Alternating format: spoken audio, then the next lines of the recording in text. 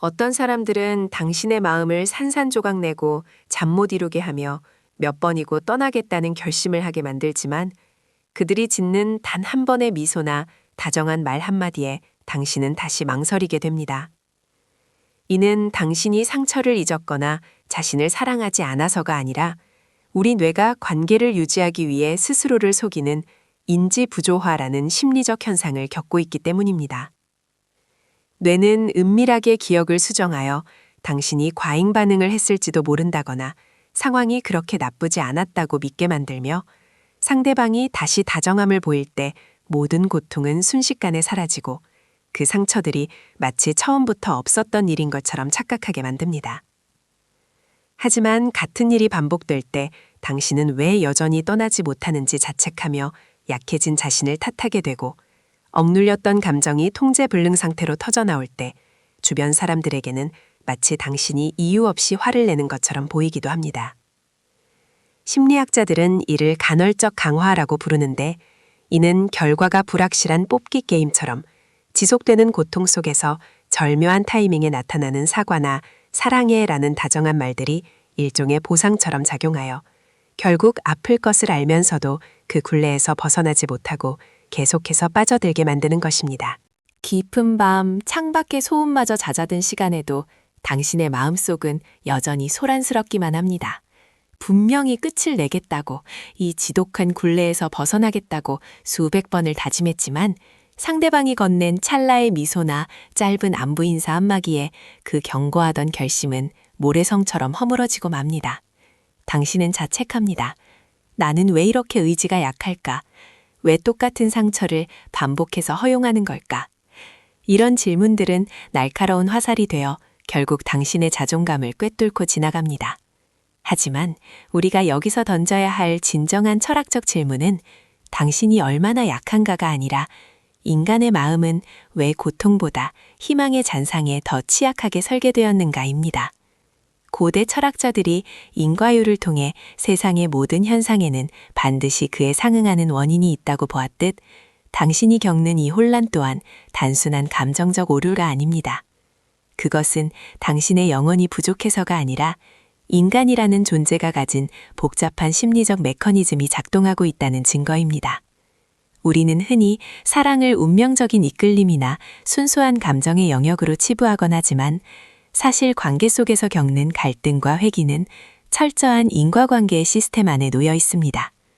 당신이 그 사람을 떠나지 못하는 것은 기억이 편집되고 감정이 이성을 앞지르며 내면의 무의식이 익숙한 고통을 선택하고 있기 때문입니다.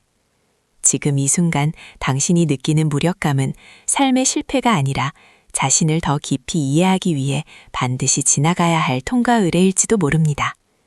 조급해하지 마세요.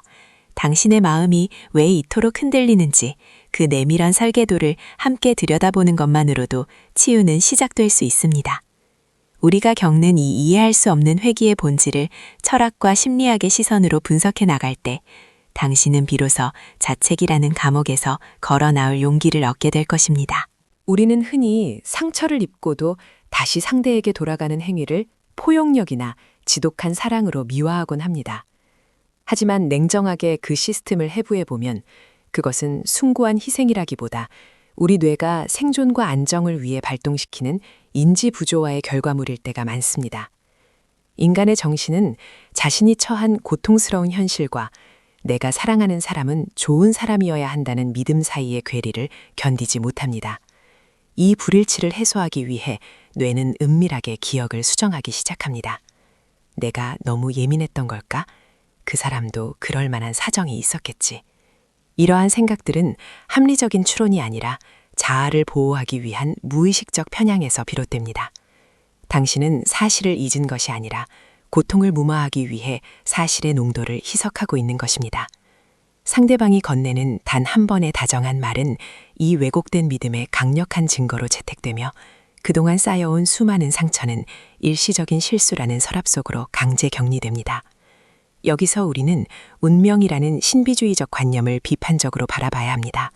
많은 이들이 헤어지지 못하는 걸 보니 우리는 운명인가 봐라고 말하지만 사실 그것은 운명이 아니라 인과율에 따른 심리적 고착 상태에 가깝습니다.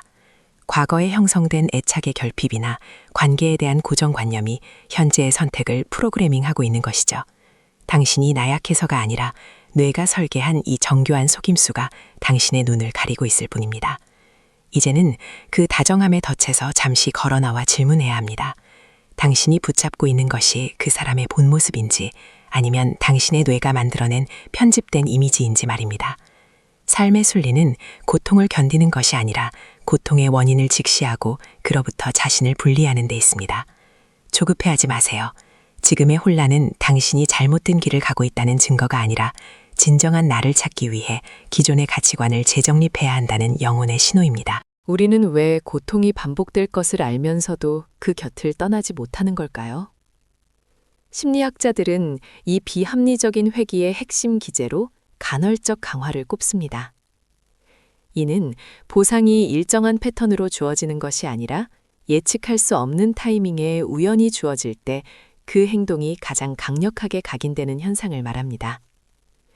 마치 결과가 불확실한 슬롯머신 앞에서 다음번엔 반드시 터질 것이라는 기대로 레버를 당기는 도박사처럼 당신은 상대방의 냉담함 속에서 어쩌다 한 번 나타나는 다정한 사과나 사랑해라는 말 한마디를 보상으로 인식하게 됩니다. 이 메커니즘은 뇌의 보상 회로를 강하게 자극하여 중독과 유사한 상태를 만듭니다.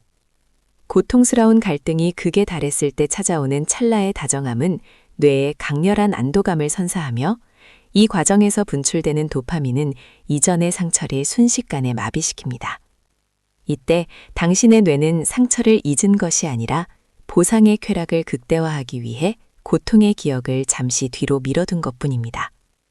또한 이러한 혼란은 내부의 감정을 억누르게 만듭니다. 상대에게 화를 내야 할 정당한 순간에도 보상을 놓칠까 두려워 감정을 억압하다 보면 결국 임계점을 넘긴 감정은 엉뚱한 곳에서 통제 불능 상태로 터져나오기도 합니다. 주변 사람들에게는 당신이 이유 없이 예민하거나 화를 내는 것처럼 보일지 모르지만 그것은 사실 오랫동안 누적된 무의식적 편향과 억눌린 자아의 비명입니다. 자신을 너무 탓하지 마세요.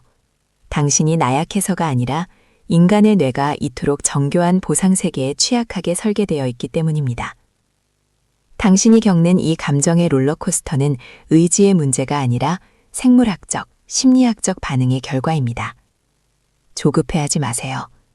이 메커니즘을 인지하는 것만으로도 당신은 이미 중독의 레버에서 손을 뗄 준비를 시작한 셈입니다. 이제 우리는 이 반복되는 고통이 당신의 잘못이 아닌 정교하게 짜인 심리적 시스템의 결과라는 것을 압니다. 결정을 내리지 못하는 자신을 향해 휘두르던 비난의 채찍을 이제는 내려놓아야 합니다. 인지부조화와 간헐적 강화라는 거대한 파도 속에서 당신이 할 수 있었던 최선은 그저 버티는 것이었음을 인정해 주세요. 스스로를 용서하는 것, 그것이 바로 이 인과율의 사슬을 끊어내는 첫 번째 열쇠입니다. 내면의 평화를 되찾기 위해서는 타인에게 향해 있던 당신의 투사를 거두어드려야 합니다. 그 사람이 언젠가 변할 것이라는 희망, 혹은 내가 더 노력하면 관계가 회복될 것이라는 믿음은 사실 당신 내면의 결핍이 만들어낸 환상일 수 있습니다.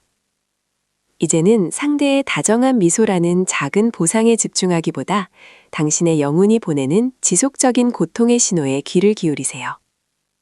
감정이 폭발할 것 같을 때는 그것을 이유 없는 화로 치부하지 말고 그동안 보호받지 못했던 당신의 진심이 보내는 정당한 구조 신호로 받아들여야 합니다.